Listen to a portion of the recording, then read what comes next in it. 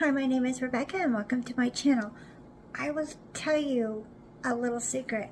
I was very busy flipping my decorations from Easter over to spring, and I realized that when I put my porch leaner up that I had not anything to replace it.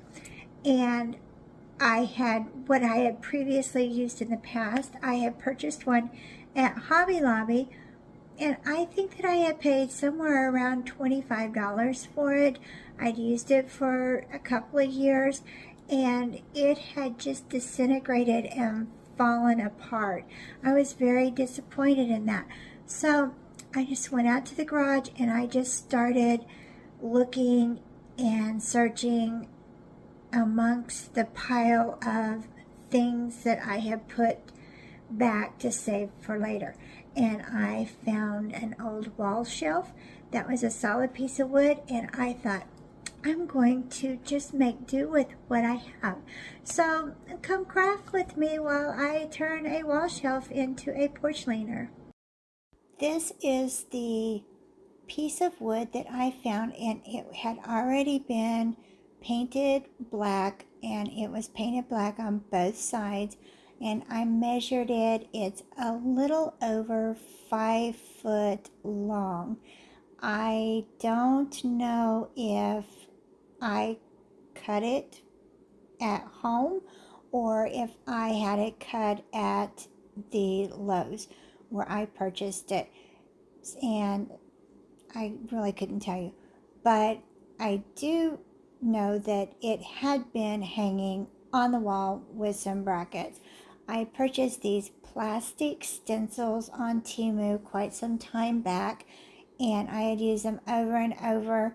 I found them to be very, very durable and useful, and they are approximately 3-inch letters. So I just space them out, and I'm using the A instead of the E on the end. They did come with 2 sets, but I do have the second set still in plastic. And then I had this set from Walmart that I kind of like the design on the end of it, so I thought I would just go ahead and kind of use that little design on the end just for kind of some embellishment. And then I'm going to use some Waverly chalk paint, and I'm going to stencil my letters in with the Waverly chalk paint because I thought that it would make a really good cover, and then I wouldn't have to, with the acrylic paint, put quite as many coats on my letters as I would with the chalk paint. And so I just took a smaller brush and then just proceeded to start stenciling.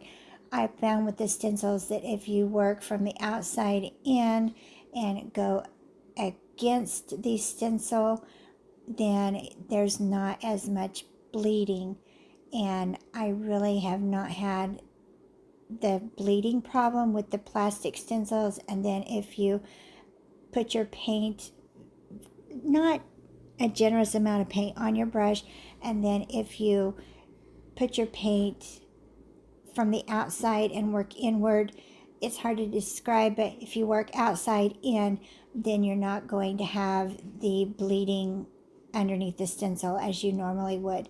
And I did not take my stencils down. I was just holding them with my finger and hoping for the best, because I really was flipping my decorations, and I was trying really, really hard to do this project very quickly because I was trying to actually work against a storm. We had a lot of rain predicted that day, and the sky was starting to really turn a little bit gray, and so I was trying to get all of my outside things done before the rain came in, and so I was just really trying to beat the rain.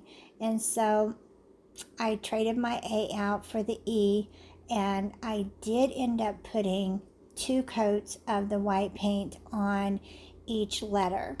Now, as I mentioned before, the wood, I don't remember if they cut it for me at the store, but Lowe's, Home Depot, Menards, all of those stores are very good. If you purchase a plank of wood at their store, they will cut it for you, and they're very good about that. So if you do not have a saw or anything to cut your wood, then if you give them the dimensions that you want, then they're really good about cutting the wood to that specification.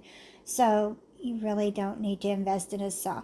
I went ahead with some gloss Mod Podge since this had a glossy finish on it, and I went ahead with some gloss Mod Podge, and I went over my letters so that since this is going to be outside, to seal in the chalk paint so that, you know, it would be a little bit more weather resistant.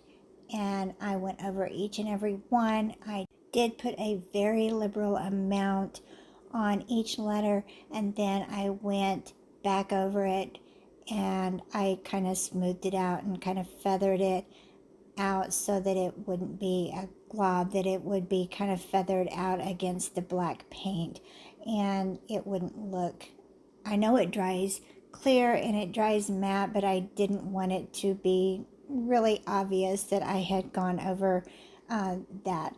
I had purchased these coasters. They're a very odd felt, different kind of material from the Dollar Tree. They're really pretty. I had arranged a pattern, and they are weather resistant because they are meant to be a coaster, and they are in the spring section at the Dollar Tree. I purchased them last year, but I did not use them, so this year I decided to use them on my door leaner, and they kind of went with all the colors that I was using out of doors. And so I just put a little bit of hot glue around the edges that I wanted to tack down, and then I went back and stabilized each one but I wanted to make sure that my pattern was where I wanted it to be first, and then I lifted the edges up that were loose and secured them a little bit better with the hot glue.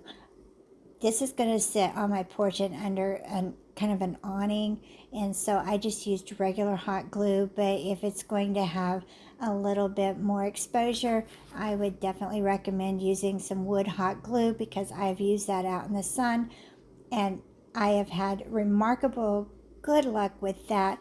And you could always Mod Podge over those areas as well if you had an extreme amount of heat or rain for that matter.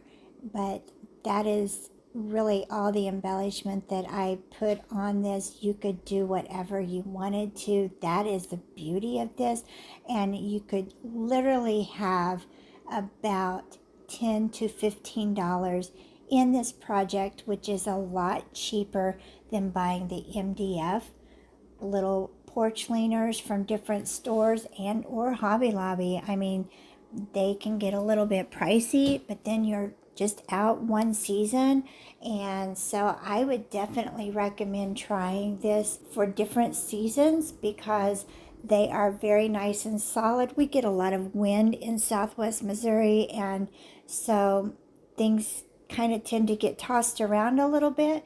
And so I like the fact that my solid wood porch leaner is going to be a little bit more sturdy. I love the way this turned out, and I also love that I can customize it to my outside decor for every season. So now that I have figured out a budget-friendly way to create a porch leaner that's going to stand the test of time, and I feel like it's more cost-effective and it will withstand the elements a little bit better than some of the more flimsy MDF porch leaners, then I think I'm going to try this again.